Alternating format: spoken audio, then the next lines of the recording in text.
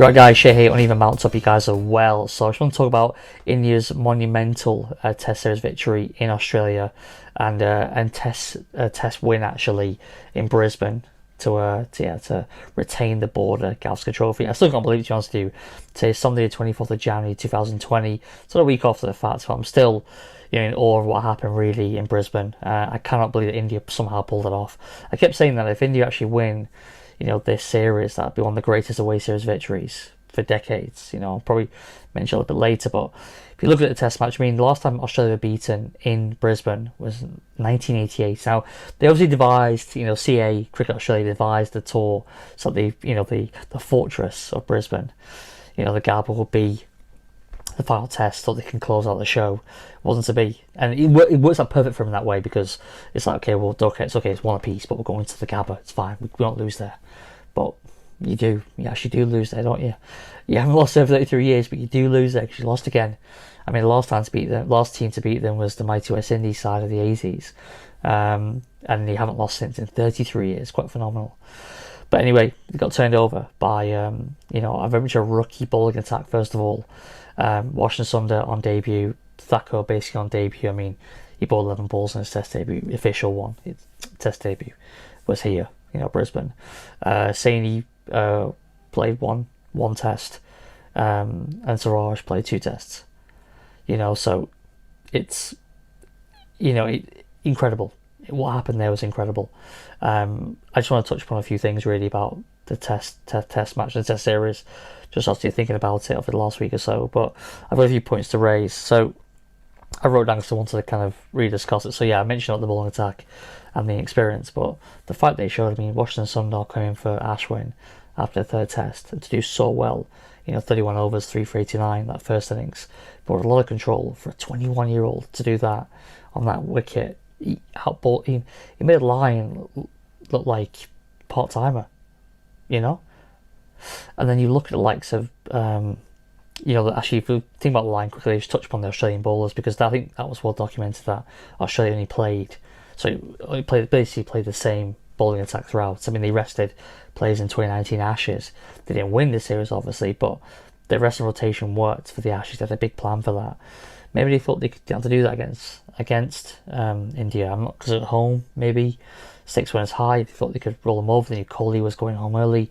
They knew that Ishant Sharma wasn't playing going into the series. These things, so maybe, but if they thought that, then they were foolish, so bowling the same balls throughout, it was always going to be tough for them. Do you know what I mean? Obviously they were trying so hard at Sydney to get India out, they couldn't do it. Then weary legs, the Jets obviously, they'd love to go, with a series lead into Brisbane, but obviously it wasn't to be. And then obviously there's a lot of weary legs they could see, and just Stark and Nathan Lyon. Nathan Lyon in particular was poor, wasn't he? Just giving I have the stats up here actually, because he averaged over 60 with the ball, which was obviously, he was made to look like a pretty much an amateur at times, the way they played him, especially Rishabh Pant. Those last couple of Test matches, just the way he just dispatched of it. For look here, Nathan Lyon, 4 matches. He bowled 187 overs, the most quite comfortably than any other bowler. 9 for 496 across the series, averaging 55.11. Which I thought was a real disappointment. He took 11 wickets at 40.72, and that was a problem. Cummins and Hazelwood are absolutely exceptional. Cummins 21 wickets at 20.04, Hazelwood 17 wickets at 19.35, but they couldn't bowl all day, especially in that 4 Test. They were knackered at the end. You could see with Pat Cummins, he was knackered at the end, running. On that final day, trying to get, he tried to just somehow get all that just last drop of energy out of his body, and it wasn't to be. Just couldn't do it in the end, and India eventually got over the line quite comfortably, as it so happened, so yeah, just phenomenal. So that was a big part of it. I think almost the rotation through default for India with the bowling attack give them these players, these young, fresh, hungry players, more energy to go in there and attack the Australians. He had no fear. They had no fear, and I'll get to that in a bit because the fighting culture is something is what needs to be discussed. Rohans' leadership. I did a video in here slating him, to be honest with you, after Coley was going to go home after the first test. I thought, why Rohans, not for me, too quiet, isn't able to really lead from the front, I don't think. Listen, he averaged 38 with the bat, irrespective of the 100 he made, that second test at Melbourne. He only averaged 38, but he was okay. He still did reasonably well, but he captained superbly. Obviously, question marks over now of Coley apparently that Rohans should take over permanently. Listen, hold your horses, and I'll do a video about that separately. But I have to say, Rohans led a team with aplomb. He was the kind of strong, silent type, but he was positive in his actions. He was creative, especially to the likes of getting out Labuschagne and Smith, obviously their key batsman. He did well. He applied himself. He had the balls to hand as well, especially in the first 3 tests with Jadeja and Ashwin being available. But Jadeja was it 2.5 tests? So, but or 1.5 tests. I think he missed the first test, didn't he? But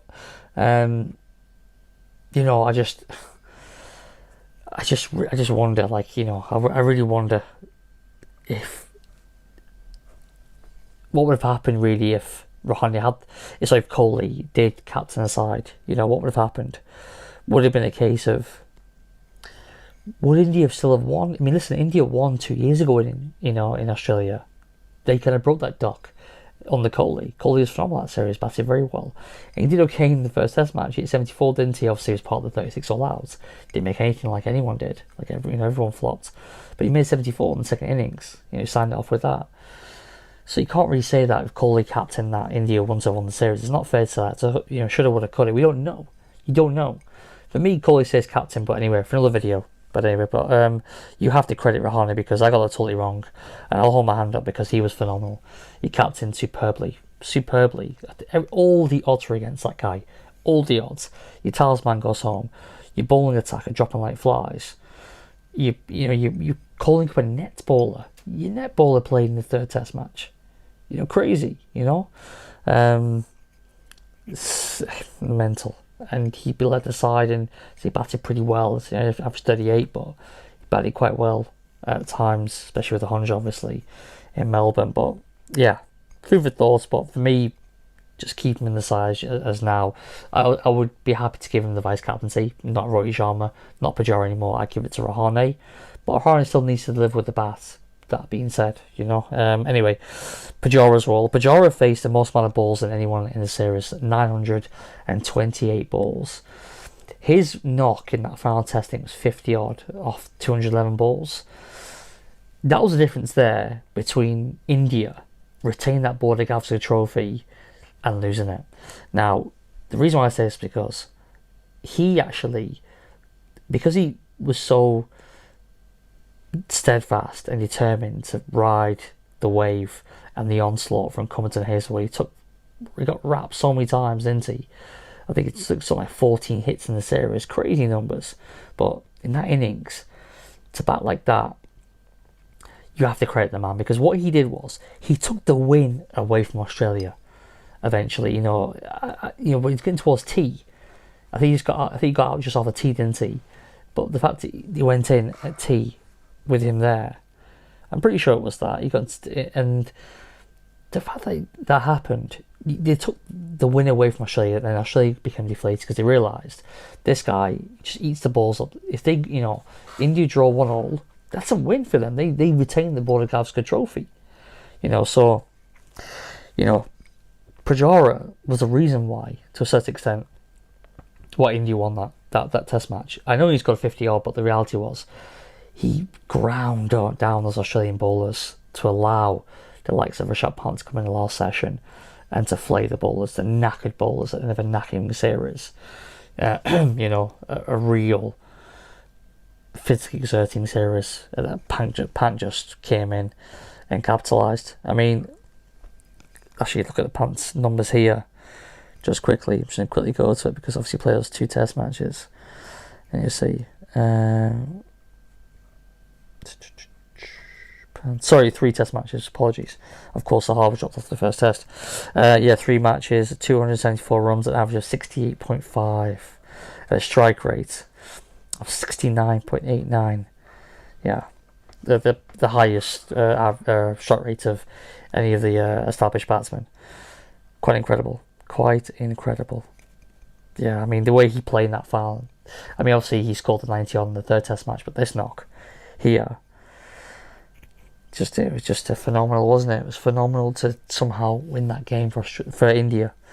And they said Pujara led the platform for Pant to come in, and there's a space for both the styles of batting. You can't have one without the other. To have a Pant, you need a Pujara. To have a Pujara, you need a Pant. I said that before when I did my Pujara video. It's fine. He's a throwback batsman, and it works because he's got shot makers around him. Shubman Gill's come to the side, aggressive batsman. Virat Kohli's there. Rohani on his day. KR Rahul if he plays. Rohit Sharma, obviously, a shot maker. And Rishabh Pant he's a been gun blazer. This guy. He's dynamite. He's absolute dynamite, Rishabh Pant, and his keeping was actually reasonable as well. I know Payne let him off the hook a couple of times, but the reality was he was phenomenal in 3 test matches, especially the last two. The last 2 test matches, it was excellent. The Shimon got the 100, but he won't care. He won't care. He was very much a part of that test series when he was pivotal. To that win, obviously, in that final day, he was phenomenal. So yeah, anyway, Washington Sunday obviously did very well as well. He made a short carry, then I think it was 20 or 30 on that final test match. But yeah, again, quality stuff. I've actually just quickly, I'm just keep approximating, but I'm trying to quickly see what he made in that final. It was 22 or 29 balls, that's right, yeah. That quick fire 22, because I think they smashed line for 15 off 1 over, and I think they took runs off. Was it Stark? I think it was Stark on the line, wasn't it? The 2 culprits really for Australia for why they didn't take the series. And they got cream for a couple of expensive overs, and then India were in sight then. And they won with 3 overs to spare in the end. It's fairly comfortable, it looked like, in the end. But yeah, Rishabh Pant with his 89 of 138 balls. He timed it very well. He started well. Then he timed it very well. Pujara got 56 off 211 balls. I remember that one. And don't forget Shubman Gill as well. Top of the order, 91. This is he's 21 years old. He did well. He did well in the series. I said 91 to sign off. Excellent stuff for the youngster. So yeah, it looks really well for India. I'll go into the next part I want to discuss is India's fighting culture. I've been brought up, I've watched Test cricket since 1993, and I look at the likes of someone like Manashwar Barker, Javgos Srinath, Venkatesh Prasad. These guys kind of relaxed, kind of timid characters, and I feel like India, they show such fighting spirit. It's indicative of the society of how India are now, and that they are a very confident society. They're confident themselves. They're not this timid kind of country anymore. And I think just the way the sports teams play, especially cricket teams, obviously the biggest sporting team there, the way they play the cricket is indicative of how society now is in India, how the culture there is in India. It's it's not like these old men with tashes. Do you know what I mean? Like granddads. It's young, funky, cool, confident, outgoing people that are there now in India, and they're not afraid of anything. They run the game. They know that. They are arrogant about it, but that's how they play cricket on the field now as well. It's translated on the field. That. And I think you're seeing that these guys coming in, and they're not going to be overawed. They're not scared of Australia anymore compared to teams of decades before, who basically, as soon as you land in the country, they've already lost the first test. Do you know what I mean? The media would get at them, and these people are maybe slightly more vulnerable mentally. Australia were obviously a very, very important side then as well. We're not always, majority of the time they were. It was just a very different time, really. I think in the Indian cricket on and off the field. And I think the way they've handled themselves in this series, obviously with what happened with Siraj and Bumrah, allegedly, but these things they have this siege mentality. Like, we're not going to be beaten. Fuck you guys. We're going to win this. We're going to shove it back onto you again. And they did. That's exactly what happened. I think it's phenomenal, really. And there's actually a wider context to how they play the game now, and how they approach it, and the fighting spirit that maybe we haven't seen consistently over the last 30 years in Indian cricket. I mentioned before about Australia unbeaten in 33 years. I think it just makes this this shows the kind of the magnitude of the feat that was achieved here, you know, in Brisbane. Phenomenal. The best away series victory is the last point. You know, I was thinking about it, you know, South Africa kind of doing it, you know, beating Australia in the 08-09, win that series 2-1. Chasing out 400 at Perth, absolutely incredible. Duminy obviously did very well that series. AB de Villiers scored runs as well. I think about England and Australia again, 10-11. I think about Australia winning in India, 2004. I think about England winning in India, 2012-13, which I don't think is actually celebrated enough, that series win, because India haven't been beaten since then in India. They've been phenomenal as usual. They rarely get beaten in India. I think England, that was the final frontier for that side. Even after losing to South Africa and number one Mace, they still went to India and they still won. You know, phenomenal stuff. But anyway, yeah, I think that's pretty much it, guys. I just wanted to kind of talk about this series win and just talk about how phenomenal and just how incredible what's actually taken place here. An incredible series for neutral, incredible series for Indian fans, incredible series for Australian fans to be part of that.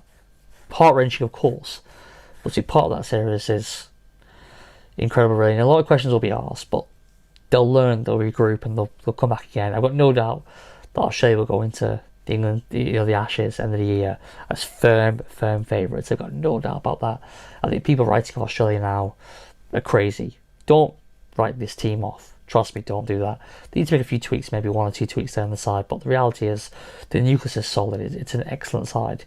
They've got Bukowski, look very good to come back in. Obviously, they've got Smith and Labuschagne, 2 of the best batsmen in the world, no doubt about it. Cummins and Hazelwood, arguably the best bowling pair in world cricket. I think maybe Broad Anderson got something to say about that, but I'm still probably just about plump for Hazelwood and Cummins now. You know, don't write off Nathan Lyon yet, or Mitchell Stark. You know, they just were down on their feet by the end. And they were playing, I mean, in Lyon's case, playing against really good players of spin. That's just the way it went down that time, you know. Tim Payne, obviously, question marks will be had, but again, I'll do another video on that separately, because I want to talk about that in more detail. So, yeah. But, you know, I think it's important not to kind of deride Australia too much, because it takes away from India's win. You know, pretty much a B-side, and it was a B-side. You could argue, okay, but maybe these guys are really the better players. It's the B team. It's the replacements who've come in. You know, I don't think you're going to see the same bowling lineup for that first test against England, are you? It's unlikely. You will see at least 3 changes to that bowling lineup. Is it Sharma will come back? Jadeja would always injured for the entire series. Ashwin will come back to the side. Yardev, maybe not. Maybe Yardev. We'll see. Bumrah will definitely come back to the side. You know, so there will be changes. There's no doubt. So it was a weaker side on paper for India, and they turned over to, you know, a very good side in Australia. You know, a number 1 ranked side before the New Zealand overtook them, wasn't it? So it's a very good side, Australia. And don't detract from what India have done here. It's not fair. It's not fair. So yeah, credit them. Enjoy it, India. Another phenomenal win. Well done to Team India. And that's really it. Let me know your thoughts, guys. Sorry that was a bit long, but I need to talk about this test match, because these test matches and test series don't go around very often. And so I felt so passionate about it, sitting on the sidelines. I just wanted to do a video on it. So yeah, anyway, guys, let me know your thoughts. Do like, comment, subscribe. And hopefully I will see you on the next one. Cheers.